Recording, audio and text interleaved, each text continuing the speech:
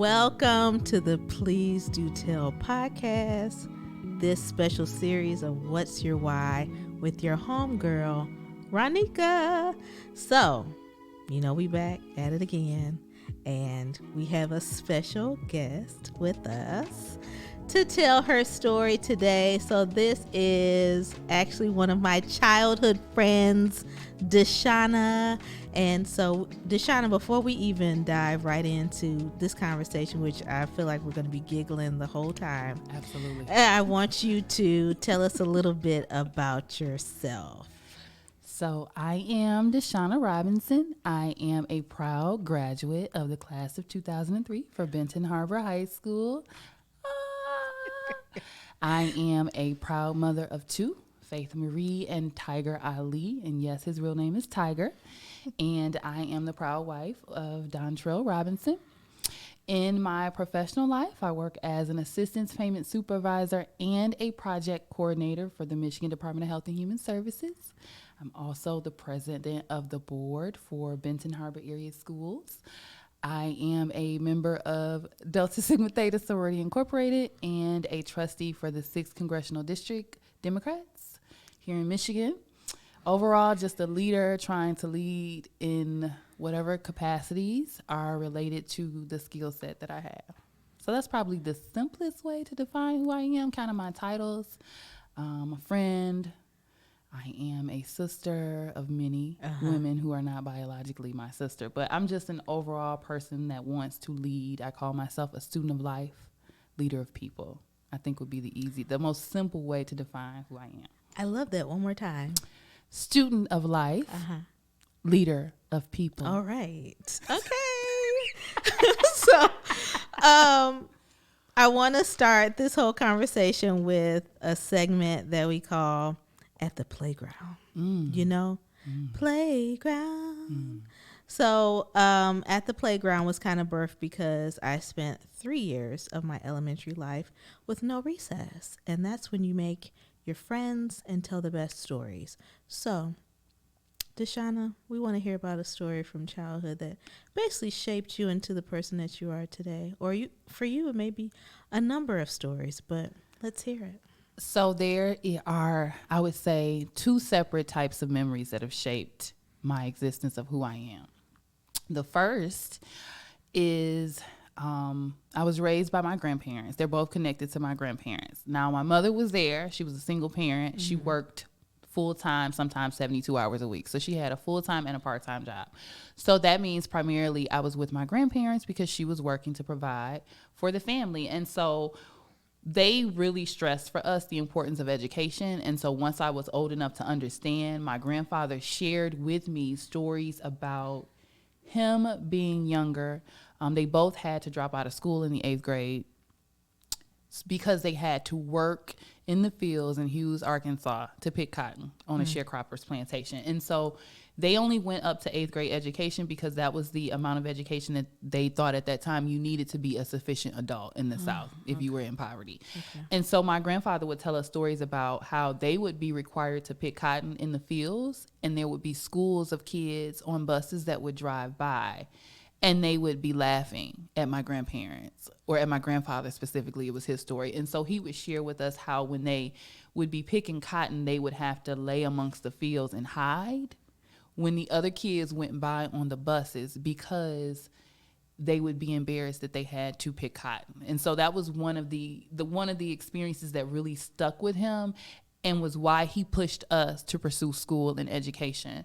They also share with me often about how they were qualified and sufficient to do certain tasks, but that lack of education that stemmed from the South prevented them from pursuing further elevation, or my grandmother feeling as though her leadership abilities weren't respected in different entities because of the lack of that education. So that was something that rooted in me, the importance of education and the connection that it has to poverty and people's inability to escape that.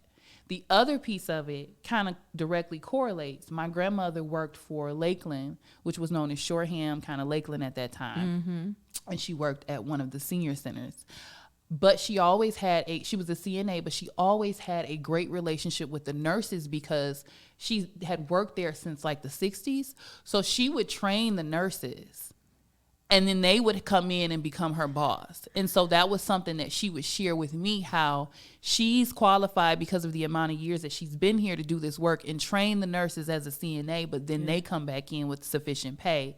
And then she sold home interior. You remember home interior back in the day? Yes. And so she had great relationships with nurses and doctors. And so we would, after work, go to their homes and drop off the home interior. And that was when I realized that there was a different type of living in this same area and community directly across the bridge. It would take us 10 or 15 minutes to get to someone else's home who was twice or three times the size of ours. And we would take these long journeys to get there. And I realized that the only difference between their home and our home was the fact that they were able to get the education that my grandmother couldn't.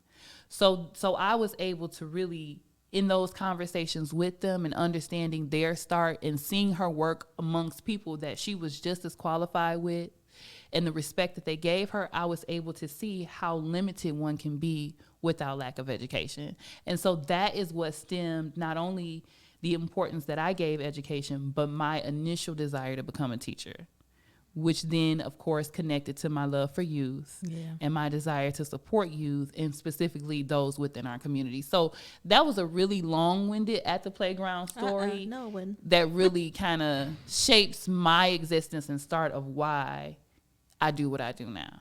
So what do you do now? Because we're just going to go right into what your why is. Yeah, so my goal is to lift and support disenfranchised populations, educationally, economically, always, really. And so in order to do that educationally, of course, I am the president of the school board for Benton Harbor area schools. Those are familiar with us know that we are currently making efforts to turn our district around. Proud to say that we are in a positive plus about $3 million and some change in our budget for the first time in over 16 years. So that was extremely exciting. And being in a sufficient place and a budget gives us the ability now to make those different advancements that we need to make in other areas of the school district. And so I'm excited about that start.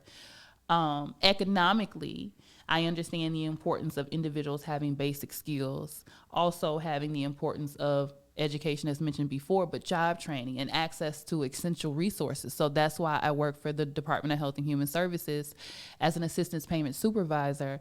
I supervise benefit determinations for food assistance, Medicaid, state emergency relief with bills, assistance for child care, assistance with cash for low-income families. So I'm kind of right there in making sure that families have access to those basic essential skills that they need that often limits people from advancing forward.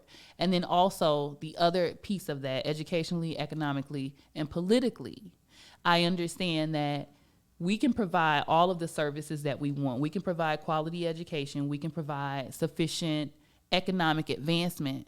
But if the laws that govern the service provision are not written from a social work related lens that seeks to empower disenfranchised people, then all of the efforts that I am making in these areas are not going to be sufficient for the needs of the community. And so in me working in various fields in domestic violence, working for Department of Health and Human Services, even working in education, I've worked at the Juvenile Center here for Berrien County. I worked for a shelter for kids in crisis. So I've worked in just about every field with people in need. The only one that I can't say that I've specifically specialized in would be elderly and mental health. However, in all of the other positions that I've worked, I'm servicing those populations regardless. And so in providing service provision, I realized, as stated, I'm limited, because the laws determine the services that I'm able to provide. And so what I've realized at this point is that I need to get to the point where I am above the policies. And I need to get to the point where I am either in a position where my voice is strong enough to directly impact the laws being written, or I'm writing them myself. And so Sometimes when you're kind of going through life, you feel like, and we've all been there, I'm sure you did, you don't know what it is you're supposed to do. All the time. All the time. You have these skills, you have these talents, you have these abilities, these you have gifts. Experiences, Yeah, gifts. yeah. But you don't know what you're supposed to do with them. And it just took me time in evaluating everything that I've done and all of the skill set that I've gotten, and the fact that I went to school to be a teacher, did not finish the education program. We both were there. Yes. Graduated with the English Lit degree. I think you did history. Yeah, we slid on out of there as quick as we could. Get me out. ASAP. Yeah. And, writing English and learning to communicate and working at DHS and providing services based on state policy and being able to analyze a policy to the point that I can tell you what policy, what page number, look at the top of the page. I loved policy. I realized you need to be writing the policies in the laws that govern service provision, that provide direct services to your community. And that is the greatest impact that I can make in order to ensure that little girls like me and girls like my grandmother or boys like my grandfather, even though times have changed significantly, are not limited by what they can become because of those different barriers that society has placed in front of them. So I am trying to not only make advancements for my next generation of family, just as my grandparents did for me, but also other generations of children in Benton Harbor or Berrien County or Michigan or beyond, whatever God determines my reach is meant to be.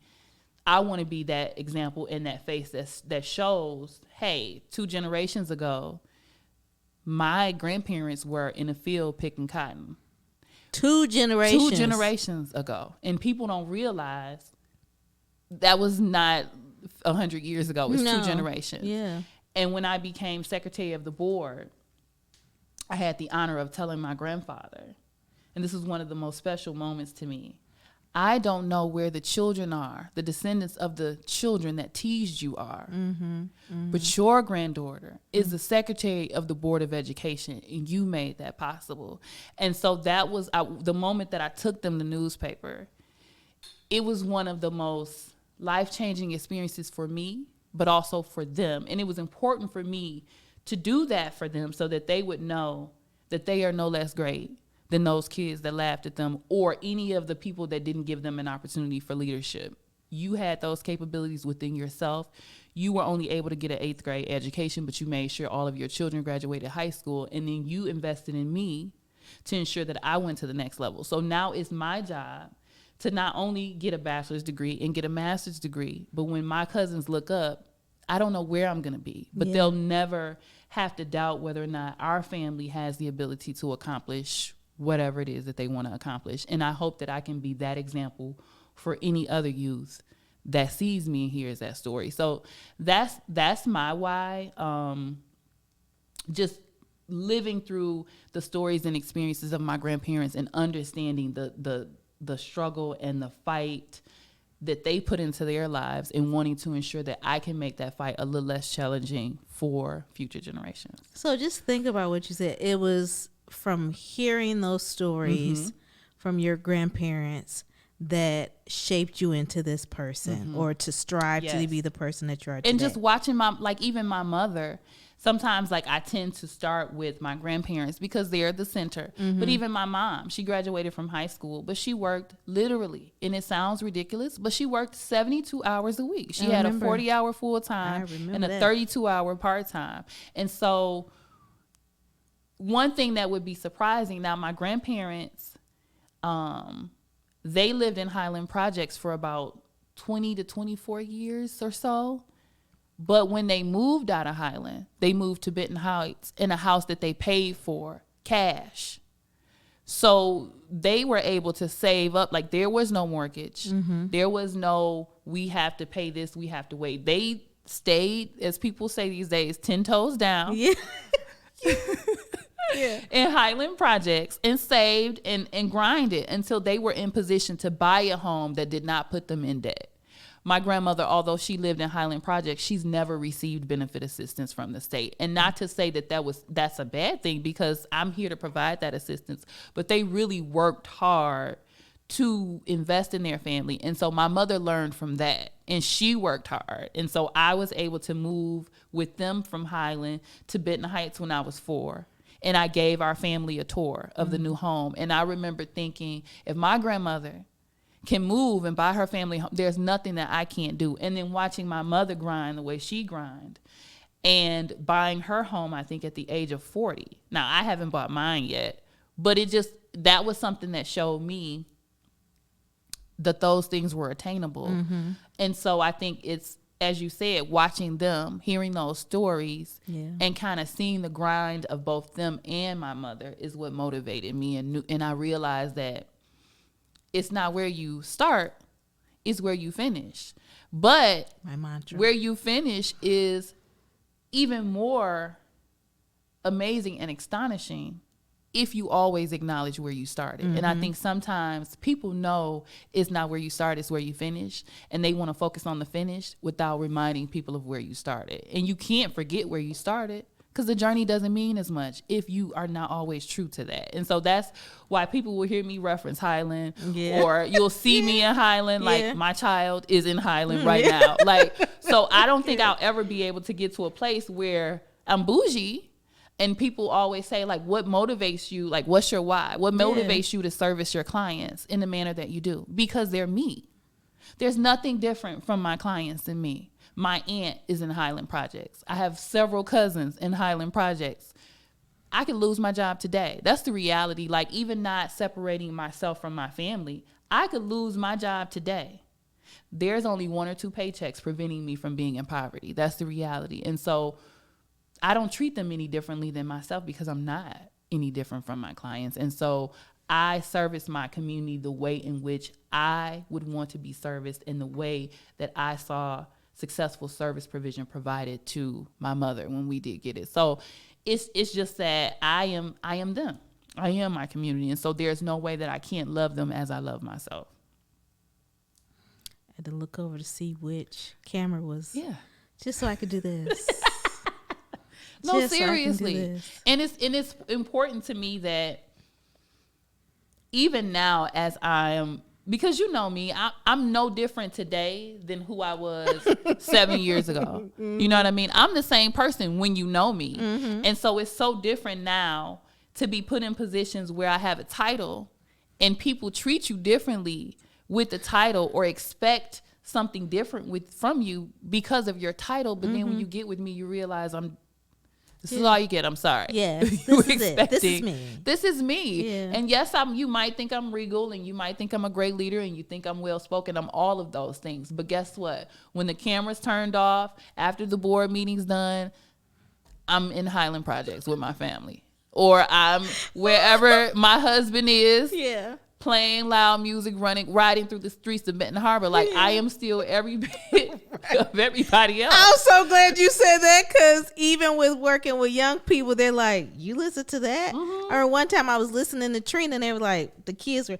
what you know about Trina? I said, I knew Trina before you were born. Yeah, what Trina probably has gotten me in some trouble. Let's be honest. Yes. And then, like, when I worked at the juvenile center, so I'm an assistant supervisor there. So I'm specifically responsible for second shift, monitoring the detention center. Okay. Now, part of that story is I come in like this. Fabulous me. Yeah. Right. And they're like, what is she supposed to do to help us? Yeah. The other supervisors, all male, all, very masculine energy. And here comes me like, So they didn't understand it, but I proved my worth that I was strong enough to be there. But the kids saw me as that same princess. And so I could not completely open up and let them see who I was, because I needed them to respect me as an assistant supervisor. But one day they was listening to something. I was like, who is that? Sola? And they was like, what you know about Zap Sola? And I'm like, you just don't know who I am. I knew him before he was Zap Sola. Right. Like, he's probably at my house right now, sir. But I'm not going to tell you that, because then you're going to figure out who my husband is. Yeah. And that probably would have, blew their socks off. So that's always really interesting. And then another thing that I've noticed is that I try to keep relationships separate. So my people at work may not know about the things that I do in the community.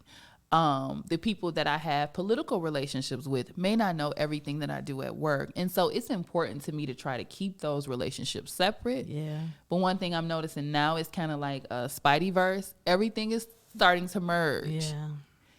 And it's not even necessarily a bad thing, but I think it's because I've come out of just kind of being in the background and kind of in the forefront of things. And so now everybody's like, oh, I know her. Oh, you know her too? Oh, wow. You get the same thing. I'm like, you don't really know me, though. You just know of me. Yes, yeah. So that's been something that's been interesting for me, like kind of allowing my different circles to merge, opening myself up to people, because I'm not really a small talk type of person. Mm-hmm. I hate small talk.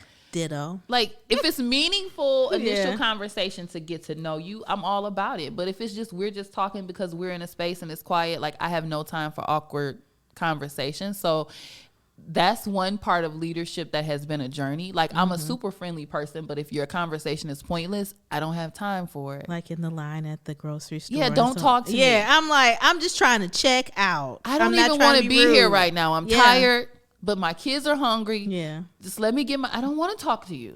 Don't ask me how my day was. I don't want to talk about the magazine on the shelf. Ma'am, just swipe the groceries. You don't have to feel obligated to converse with me. It's okay. It's okay. I'm not in the mood. Even at the nail shop, I don't want to talk. I don't either. I don't want to talk. And she understands that. Now I have just like a one. I go to Angie and she knows. Like, girl, just do my toes and let me just get out of this here. is my quiet time because I'm on all the time. Yeah. So I feel seen. Yeah, and it's I'm an introvert. That's probably something, you know that. Yeah. But other people would find that very shocking. Like, I am an introvert. I would prefer to be in my inner zone and in my space in silence. But I have skills and abilities that make me required to be extroverted. Yeah. And I've always been able to steal that little bit of quiet time, but that no longer exists. There's no more being introverted. There's no more being able to come in a room and not speak. Because now people know I have things to say when I've always been able to hide what my input is. And that's another thing. Like, I'm not a person that speaks just to be heard. So you might be around me for 3 months in meetings and never hear me say anything because I'm filling out the room and I want to know who's in the room with me. Similar? Yeah. I mean, we did grow up together, but I'm just like, how do you know my life? Yeah. And it's interesting. People think you just don't know anything because you're not talking. Yeah. Mm-hmm. I'm like, no, but I'm really listening. I'm taking everything in. I'm soaking up my environment. I'm learning what you all know. I'm learning the players in the room. Yeah. I'm figuring out who just wants to be heard. Players in the room. Yeah. Some of you just want to be heard. I'm figuring out who Chatty Cathy is. Mm-hmm. I know I don't want to work with you on a project. Who's going to start some mess? I'm not trying to partner with you. Yeah, no, not at all. Yeah. I can't do the mess. I can't do the drama. Yeah. And that's one part of leadership that has been interesting. People have allies, and when you have allies, you have enemies. And I don't do that. I don't do enemies. Yeah. And I do people that I have strong relationships with, but I would be confident in saying I don't do allies. And that might be something that sounds weird, but the reason that I say that, and I always stand on that, is because often when you make allies with people, they assume that you're going to always be their ally on issues. And that's not the case. And so I don't want to have an allegiance to anybody if there's something that we're discussing that requires a vote or a certain stance. I might not be able to go with you. So while I support you as a person and you might be a friend and I might have strong respect for you, I can't create this allyship with you that's going to force me to be in allegiance with everything that you say. Yeah. And so I know that that's like probably sounds weird in the political world a little bit, but I have to be true to who I am and what my heart tells me is right. And I don't want to be required to go with you because we're friends or allies. I don't think I've ever heard anyone be bold enough to say that. Yeah. And I will say, is this camera? Yeah. That one, yeah. I will be bold enough to say it. Yeah. I have respect for a lot of people. And that has been the one thing that has saved me in coming into leadership. I'm walking into pre-developed relationships. There's 10 years, 15, 20 years of history in Benton Harbor that I have nothing to do about. Yeah. So I can't get on anyone's side and decide that I don't know this side. Because there's things that this side, or I don't like this side. There's something you over here might have did to this person 10 years ago that I know nothing about.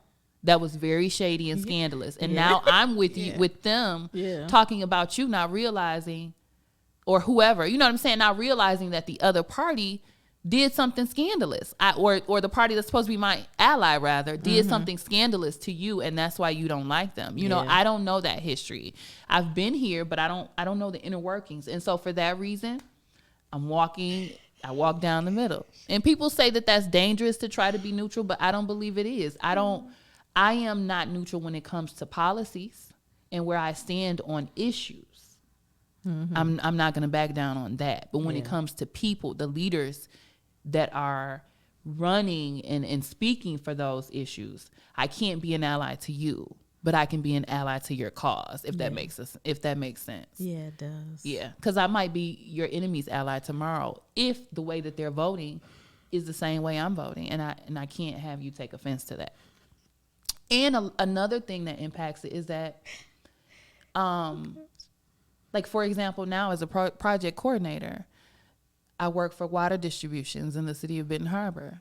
You've been watching the news. You know that that's a very heightened, very, sensitive topic. Yeah. I can't get on Facebook and say how I feel about things because I have to have the ability to service everybody impacted and connected to the water response. Yeah. And if I get on here and say, girl, you're right, I believe that 100%, and this person over here doesn't, or you're speaking against them and I'm supposed to be servicing them, that's going to impact my ability to help them service the community, if that makes sense. Yeah. So I just mind my business and stay out of it and choose not to get involved with the drama. And when people call me to complain, I listen. I might laugh. I'll be honest. I'll get tickled if it's funny, but I'm going to be honest. I'll laugh. If it's funny, I'm sorry. I'll laugh. And I'll say I don't mean to laugh at them, but it's funny. It's the truth. If somebody says something funny, I'll laugh. If somebody's venting to me, I'll laugh. And then I'll say, I don't mean to laugh. I shouldn't be laughing. And then I'll let them continue to vent. But comedy is comedy. Now, that doesn't mean I'm fake, and that doesn't mean I don't like you. It just means what they said about you was funny, and they have the same relationship with me, and they trust me. Yeah. And that, and so I have to uphold that. It's so many things that ran through my mind in this last 5 minutes. I was just thinking like, okay, yeah, there's a good story there. There's a good story there. There's a good story there. Because it was even with when we do speak about the water crisis and us both moving away for a while and then coming back, and then friends that are now in other places, and they're calling you like, girl, what's going on there? And they're looking for like, okay, so what's your input? It's like, I see what's going on Facebook, and it's like, girl, we are taking it one day at a time. Right. So politically correct. We're taking it one day at a time. So how many months is this really going to take? Yeah. I am not qualified to answer that question. That is not what I do. However, this is what they're reporting. Like same way, I have to be very careful with the language used because one, I am paid to do a particular service. And so I cannot say anything that is going to make the service provision look bad. But two, I always tell people I do not give out misinformation. I am not an expert on that topic. I will tell you that in a heartbeat. That is not my expertise. Because what I say, I mean. I'm very big on my image and my word and my reputation as a person and as a leader. And so I am not going to speak on something I have no insight or expertise on. So how long is this going to go? I don't know. Yeah.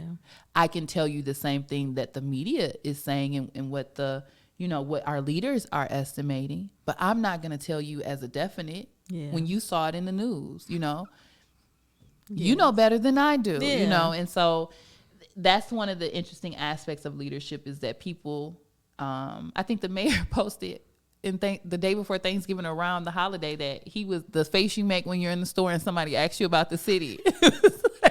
Yes. It's like people don't realize like there is an off button.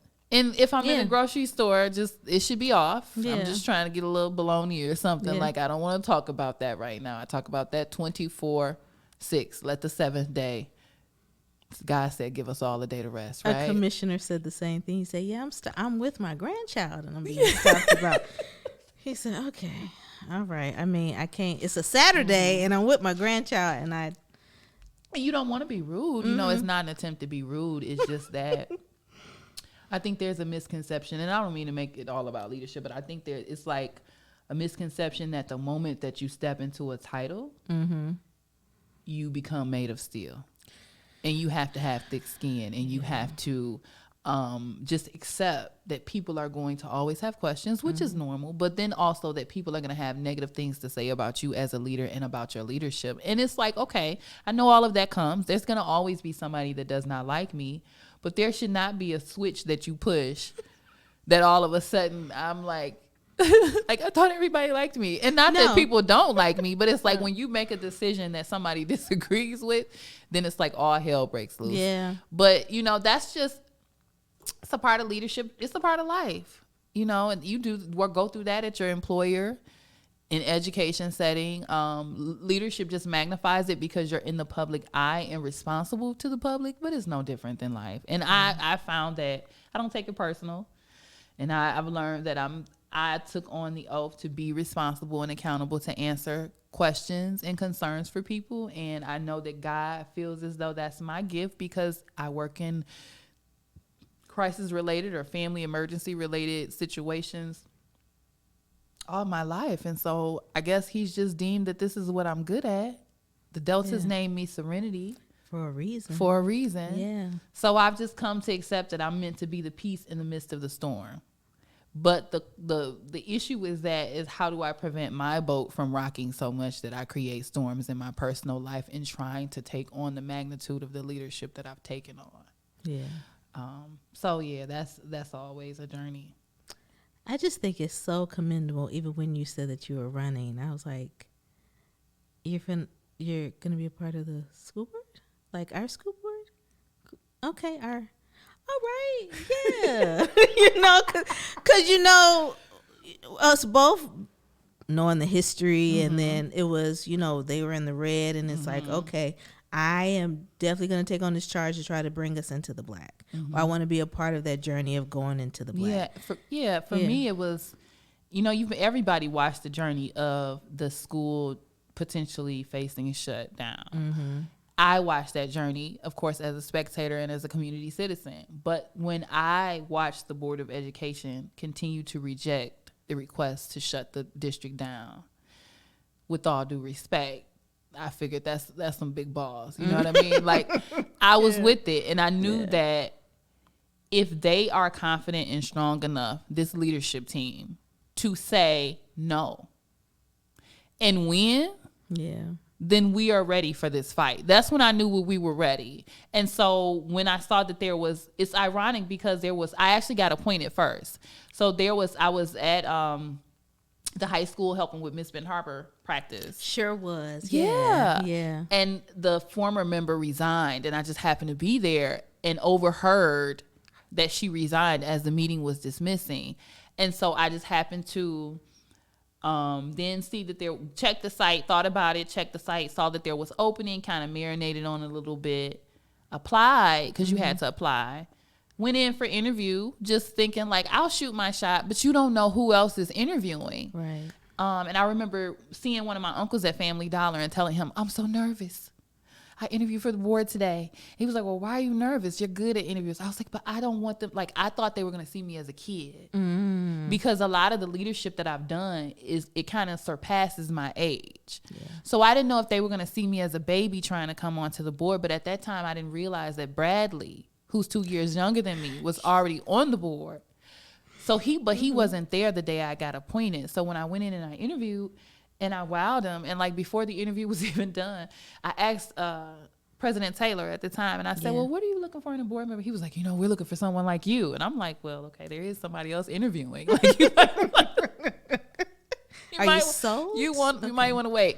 And then I interviewed, and like, I went into a side room. They deliberated for a little bit, and next thing I know, she was like, you got it. And I'm like, wait a minute, what?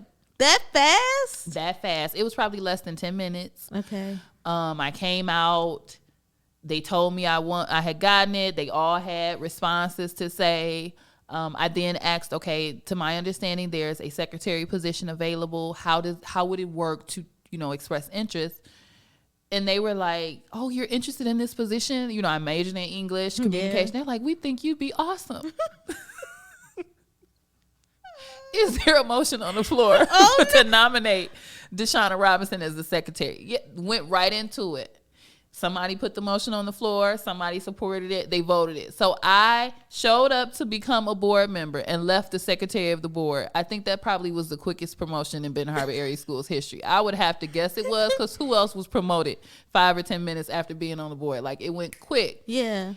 I got keys. I got my oath signed. And the next thing I know, I'm on the board. And like, the secretary has a signature that's required on almost everything. Yeah. So I go from being a resident of Benton Harbor to the secretary of the board and being required to sign documents. And then I realized I have 4 board members with terms that are expiring. Yeah.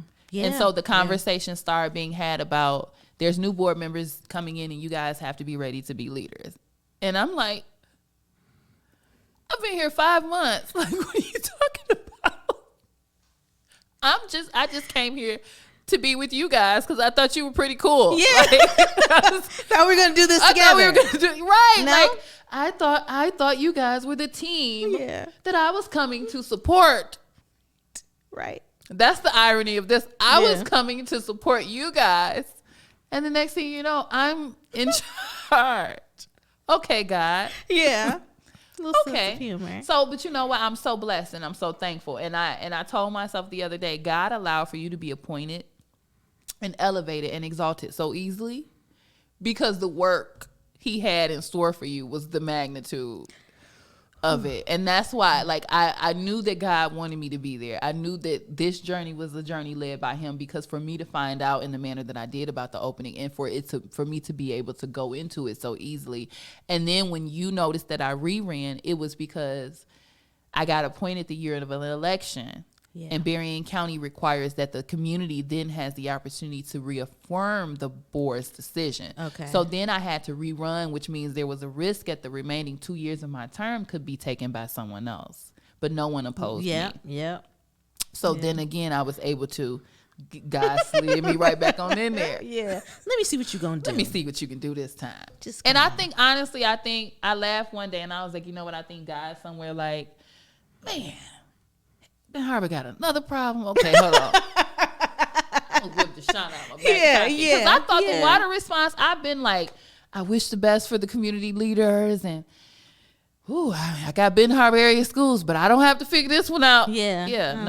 No. Guy was like, oh, okay. When my director, Ms. Valdez, was told she needed a project manager, it must have been God in her ear. Like, I got the perfect person for you. Because she called me like, would you have any interest? I got appointed into that position. So I know that some of the leadership positions that I had are God-led, because I didn't even ask for that position. There was no, it wasn't like I went to her and said, I really want to get involved. Or nor did I know that we were taking on that role to service the community. But when they asked her for that person of support, she said she thought of me immediately. And so that means a lot to me, because I know that the way that I provide service to the clients of our agency reflects positively for her to trust me to provide service to the community in this way. So I make jokes about the level of leadership and how much it is to be a leader, but I'm thankful. And one day, like, not to be soft, I'm really more sensitive than what people think I am. But like, I cried, and my husband was like, "What's wrong with you?" And I was like, "I'm so overwhelmed." And he was like, "What do you mean?" I was like, "But not in a bad way." Like, I was overwhelmed with the amount that I had to do at that moment. But then I realized, you have this much to do because you're blessed. And I was overwhelmed with the amount of trust that God had placed on me. And that what was overwhelming. Yeah. You trust me so much that I not only have to guide this board in this district, I have to help with guiding, and not that I'm in charge, but help with coordinating this water distribution at the same time. And you think I'm worthy and capable. I had no idea. See, I just saw you posting about it, and I said, "Oh, okay. Well, she is just taking on. She's really on top of this. No, they. So my official title is Assistance Payment Supervisor. That's my title that I work, but I'm also project coordinator. So it's kind of like, it's not a whole nother job, but it's an entity of services that was created specifically to respond and then tagged on to my duties. So like when I send out my signature, it's both titles. Okay. I have 2 different business cards. Okay. 2 different numbers so that I'm able to separate the 2. But yeah, that's an actual position. So you need to know I don't have any time to just be volunteering extra efforts. And I would, yeah. But I'm specifically sharing and asking people to come because I'm responsible for making sure they're successful. I mean, well, you're here giving us your time, and we're so grateful. Thank you. Okay, so we could talk forever. But and then of course we have something to do tomorrow. But on top of all that, yes. As we wrap up this conversation about what's your why, I want you to think of, and the last interview we laughed about it, I said I want you to think of your final thoughts, and not like Jerry Springer's final thoughts, but your final thoughts. Like when someone is concluding this conversation, this episode, you want them to walk away with what? What are some final thoughts from you? And we ain't gonna make it long, but because again, we will. So go my on final thoughts would be the future you want your children to live. Lead that life and walk that life, and show them what you want them to become. Because when you give kids an example of what they can be, they know it's possible. And when kids don't see that example, they're not pursuing anything beyond what they think is feasible for themselves. Yeah. And so my lasting message, and this is not just to parents, but to leaders and to everyone, just be the future that you want your kids to have access to. Be that change, even though it's a cliche to say, but actually be the change. Walk the walk, be the future, and make sure that, as you say, your why, that people know your why, that you're not disconnected from it, that it actually has purpose, and that those youth that are watching you understand the magnitude and importance of that purpose so that they can have that same passion in their leadership. And then lastly, reach back and get somebody else. Like, don't get to the point where you want to elevate and you've made it, but you've made it and now you're just watching everybody else.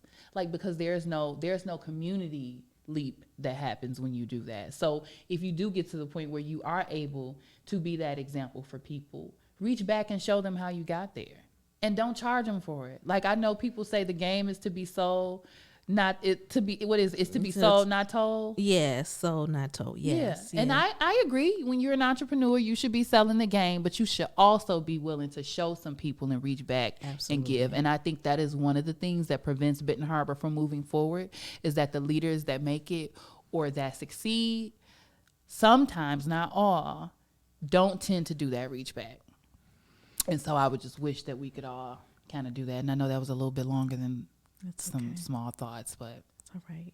That's it. So we are wrapping up this episode of What's Your Why with Dashuna for the Please Do Tell podcast with your homegirl Ronnika. So we will see you next time. And again, thank you so much, Dashuna, for being here. And we are looking forward to seeing everything that you're doing, because as you said on an episode that we did on your platform, was we done went from Barbies to business. Barbies and we to out business. Here. We out here. And we're just getting started. Okay. That's what I say all the time. Like, sometimes people look at what you accomplished and they're like, oh my God, no, this is just the start. This is just the beginning. This was just to get you to pay attention. Yeah. So you let me in the room to do what I'm actually here and ordained to do. Because we're not on fire yet. It's just a little sizzle. We just click the lighter just a little bit. See y'all next time.